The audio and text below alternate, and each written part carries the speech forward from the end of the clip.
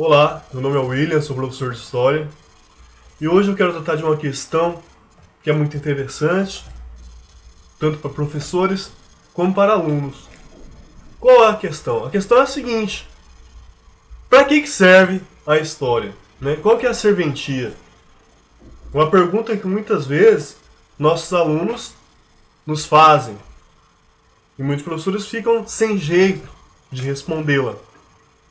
Eu me lembro que quando eu estudava no ensino fundamental e até mesmo no ensino médio, que não faz muito tempo, eu terminei meu ensino médio em 2007. Então, imaginemos assim, ainda em pleno século 21, há professores que dizem que a história tem como serventia você, ao estudá-la, não fazer com que os erros do passado sejam novamente cometidos no presente. Porém, meus caros amigos, essa é uma visão que já foi superada pela historiografia. Então a história não serve para a gente ver o que ocorreu no passado e evitar que aquilo ocorra no presente. Tá? Essa não é a sua principal missão, na minha opinião. Em alguns pontos ela pode ser utilizada dessa forma? Pode, com certeza. Tá?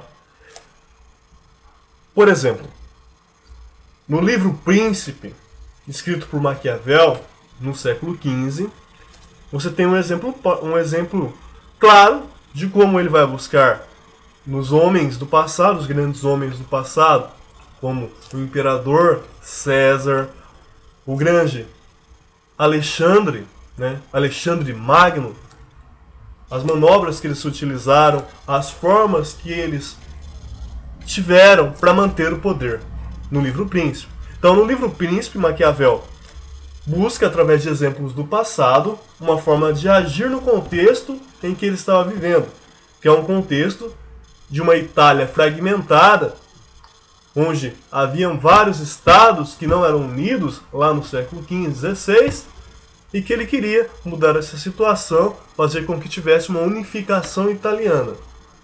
Fazendo o quê? Buscando lá no passado exemplos de como um rei devia se portar, um príncipe devia se portar para conseguir então manter a unidade do seu reino, tá? Esse é um exemplo. Existem vários outros exemplos dessa história que a gente chama de história magistra, que é uma história que vai ocupar-se de pegar exemplos para que sejam seguidos no presente. Porém, na minha opinião, a história tem como função primordial não essa, mas ela tem uma relação individual com cada sujeito, com cada pessoa. Eu vou explicar melhor. No presente, nós temos diversos preconceitos diluídos na nossa sociedade. Nós temos inúmeros preconceitos que muitas vezes convergem para o racismo, tá? Para o desrespeito entre as pessoas. Porém, a gente tem que buscar uma convivência pacífica, uma convivência humana, um caminho de paz, tá? De respeito acima de tudo. Então, eu acredito que a história tem como função melhorar a nossa vida, a qualidade de vida geral das pessoas. Então, eu vou explicar melhor para vocês. Muitos na nossa sociedade imaginam que os índios são preguiçosos. Muitos ainda na nossa sociedade têm preconceito contra o negro e imaginam que o negro está fadado, mais que o branco, a ser um criminoso. E que é culpa dele, que ele não tem. Porque ele quer, mas não é assim. Tá? Então assim, o negro é tido como criminoso, entra numa loja de boné, já começa a ser mal encarado. O índio hoje está pobre, muitas aldeias em situação complicada, que onde eu vivo, no Mato Grosso do Sul, acontece muito do índice suicidar, tá? Mas eu vou explicar uma coisinha para vocês. Lá no século XVI, quando iniciou-se a colonização do Brasil, qual foi a primeira mão de obra utilizada? Os senhores sabem, foi a mão de obra indígena, tá? Os chamados negros da terra. Como um autor conhecido coloca, são os negros da terra, os indígenas, tá? Esses indígenas, porém, eles não estavam acostumados com o tipo de trabalho exigido pelo europeu. Um trabalho assentado no capitalismo, que exigia rotina, que exigia que trabalhasse de uma determinada hora até outra.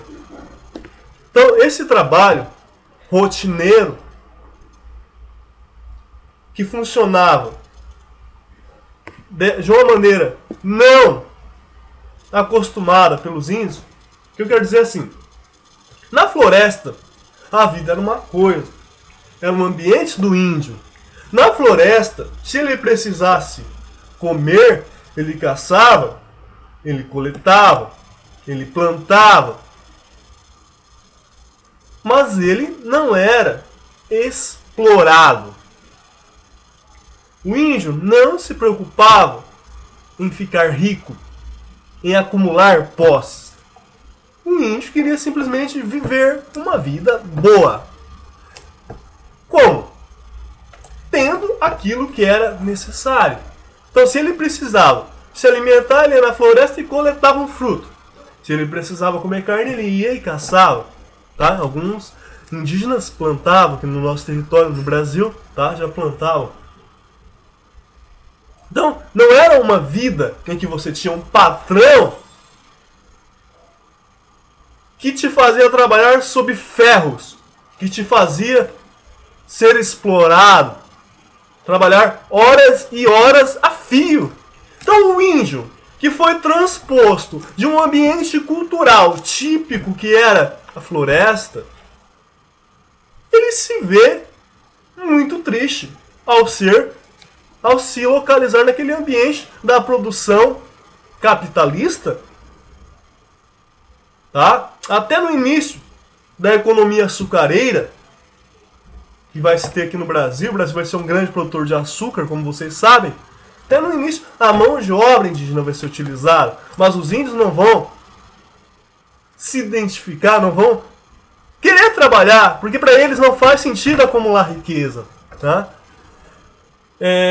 A natureza, eles acreditavam, dariam os bens necessários para a sobrevivência para os seus filhos, assim como deram para eles.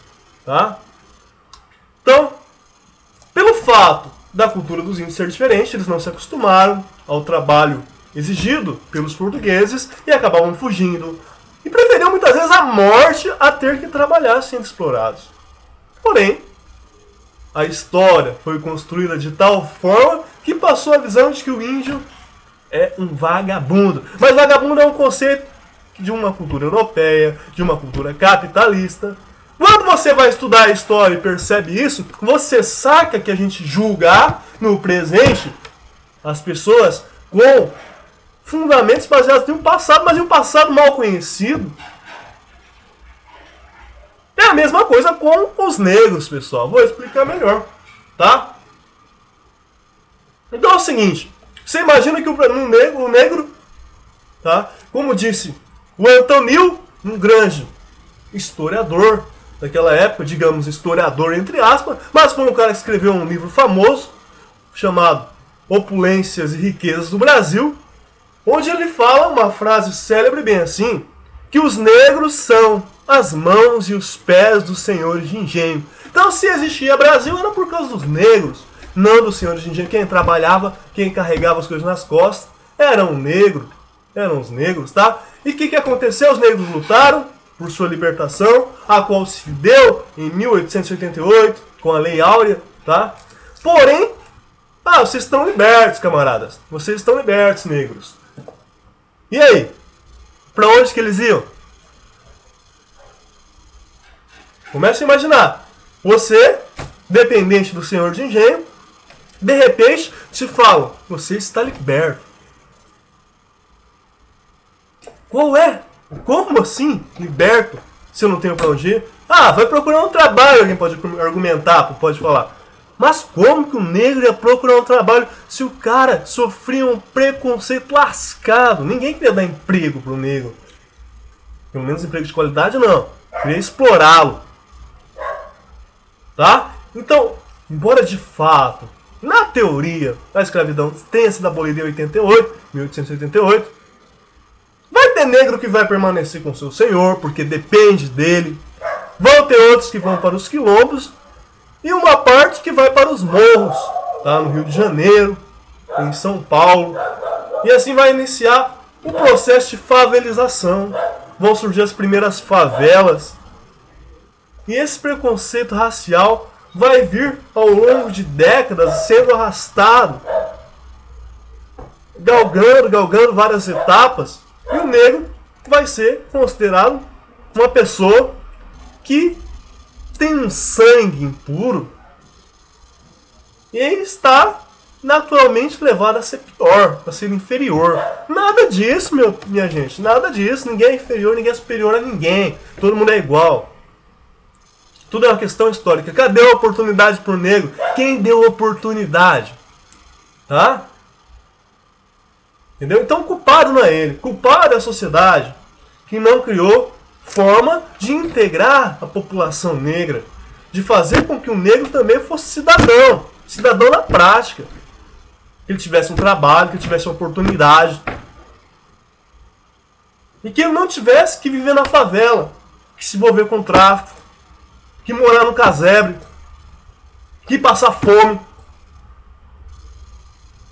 Porque são esses fatores que vão determinar a criminalidade, minha gente. Então, a criminalidade não é uma escolha que o camarada faz porque ele é vagabundo, porque ele prefere assim. É porque a situação social, o meio social, a condição financeira, gente, determina. Tá? Então tem muita coisa que a gente tem que pensar. A história serve pra gente desconstruir esses cristais de preconceito que tem na nossa cabeça. Essas coisas que não fazem sentido, mas que muita gente ainda bate nessa tecla. Ai, não sei quem é inferior, não sei quem é superior. Todo mundo é igual e pronto. Falou aí. Abraço pra todos vocês. Tudo de bom. Até mais.